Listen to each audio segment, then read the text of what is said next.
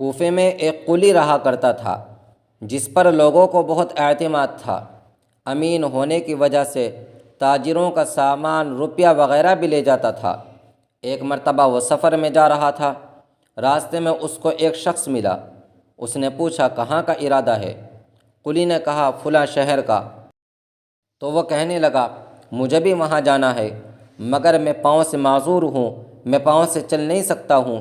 کیا یہ ممکن ہے کہ 1 دینار کرائے پر مجھے اپنے خچر پر سوار کر لے؟ قلی نے اس کو منظور کر لیا اور دونوں سوار ہو کر چل دیے۔ آگے چل کر راستہ 2 حصوں میں تقسیم ہو گیا۔ سوار نے پوچھا کدھر کو چلنا چاہیے؟ قلی نے عام راستہ بتایا جس پر سبھی لوگ چلا کرتے تھے۔ سوار نے کہا یہ دوسرا راستہ قریب کا راستہ ہے اور جانوروں کے لیے بھی بہت سہولت کا راستہ ہے، کیونکہ اس پر سبزہ یعنی گھاس وغیرہ بہت زیادہ ہے۔ قلی نے کہا میں نے یہ راستہ دیکھا نہیں۔ سوار نے کہا میں بارہا اس راستے پر چلا ہوں، میں خوب اچھی طرح اس راستے کو جانتا ہوں۔ قلی نے کہا تو اچھی بات ہے، اسی راستے کو چلتے ہیں۔ چنانچہ اسی راستے کو ہو لیے۔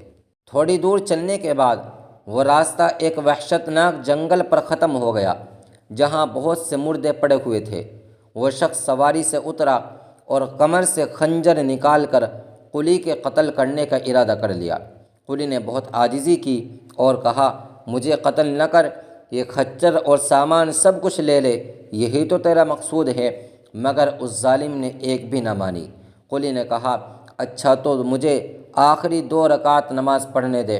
اس نے اس کو قبول کر لیا اور ہنس کر کہا کہ جلدی سے پڑھ لے۔ ان مردوں نے بھی یہی درخواست کی تھی، مگر ان کی نماز نے کچھ بھی کام نہ دیا۔